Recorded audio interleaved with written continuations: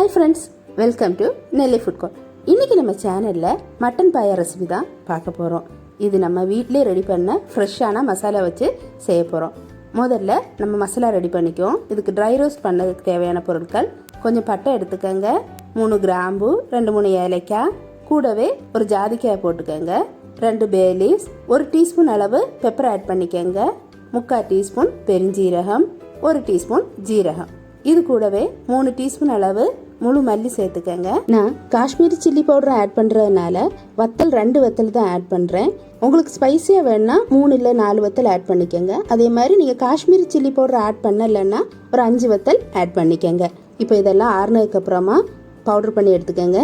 இதில் நம்ம மசாலாலாம் ஃப்ரெஷ்ஷாக ரோஸ்ட் பண்ணி ஆட் பண்ணியிருக்கோம். உங்களுக்கு அப்படி வேண்டான்னா 3 டீஸ்பூன் அளவு மல்லிப்பொடியும் 1 டீஸ்பூன் கரம் மசாலாவும் காரத்துக்கு ஏற்ற வத்தப்பொடியும் ஆட் பண்ணிக்கோங்க.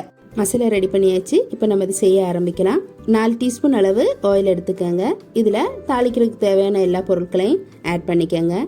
இதில் பெரிய சைஸ் வெங்காயமாக இருந்தால் ஒரு 4 வெங்காயம் நீளமாக கட் பண்ணி சேர்த்துக்கோங்க. மீடியம் சைஸாக இருந்தால் ஒரு 5 வெங்காயம் ஆட் பண்ணிக்கோங்க. பெரிய வெங்காயத்துக்கு பதிலாக நம்ம சின்ன வெங்காயம் யூஸ் பண்ணி செய்யலாம். அது நல்ல டேஸ்ட்டாக இருக்கும். சின்ன வெங்காயமாக இருந்தால் 15-20 20 ஆட் பண்ணிக்கோங்க. வெங்காயம் நல்லா வசங்கட்டும். வெங்காயம் நல்லா வசங்கினதுக்கு அப்புறமா அதில் 3 டீஸ்பூன் அளவு இஞ்சி பூண்டு பேஸ்ட்டை ஆட் பண்ணியிருக்கேன். இஞ்சி பூண்டு பேஸ்ட்டை நல்லா பச்சை வாசனை போக வதக்குனதுக்கு அப்புறமா ஒரு பெரிய தக்காளி நீளவாக்கில் நறுக்கி ஆட் பண்ணியிருக்கேன். இப்போ தக்காளி வெங்காயம் எல்லாம் நல்லா வசங்கியாச்சு. இதில் நம்ம 3 டீஸ்பூன் அளவு காஷ்மீரி சில்லி பவுடர் ஆட் பண்ணுவோம். காஷ்மீரி சில்லி பவுடர் ஆட் பண்ணுறது ஆப்ஷனல் தான். நீங்கள் அதை ஆட் பண்ணலைன்னா முதல்ல நம்ம மசாலா வறுக்கும்போது கூட 2 வத்தல் ஆட் பண்ணிக்கோங்க. இல்லை 1/4 டீஸ்பூன் அளவு மஞ்சள் தூள் ஆட் பண்ணியிருக்கேன். நம்ம வறுத்தெடுத்த பவுடரை ஆட் பண்ணியாச்சு. இப்போ இதில் நம்ம கழுவி வச்சுருக்கிற ஆட்டுக்காலை ஆட் பண்ணிக்குவோம். இந்த மசாலா எல்லாம் நல்லா படும்படியாக கிளறி விட்டுக்கோங்க. ஒரு 2-3 நிமிஷம் மூடி வச்சு வேகட்டும். அதுக்கப்புறமா தேவையான அளவு தண்ணி சேர்த்துக்குவோம்.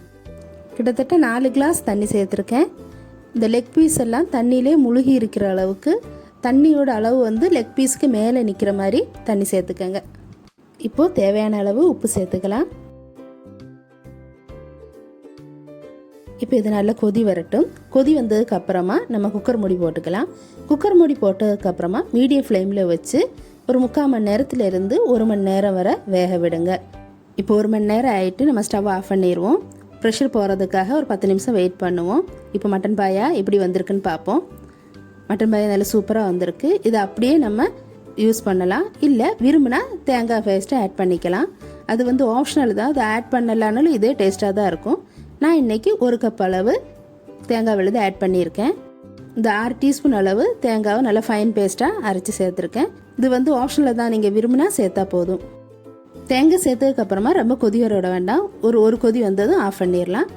இப்போ நம்ம மேலே கொஞ்சம் மல்லி இலை தூவி எடுத்துக்கலாம். நம்மளோட டேஸ்டியான மட்டன் பாயா ரெடி ஆயிடுச்சு. இந்த ரெசிபி கண்டிப்பாக உங்கள் வீட்டில் ட்ரை பண்ணி பாருங்கள். ட்ரை பண்ணி பார்த்துட்டு எப்படி இருந்துச்சுன்னு கமெண்ட்டில் மறக்காமல் போட்டு விட்ருங்க. இந்த வீடியோ உங்களுக்கு பிடிச்சிருந்துச்சுன்னா லைக் பண்ணுங்கள், ஷேர் பண்ணுங்கள், கமெண்ட் பண்ணுங்கள்.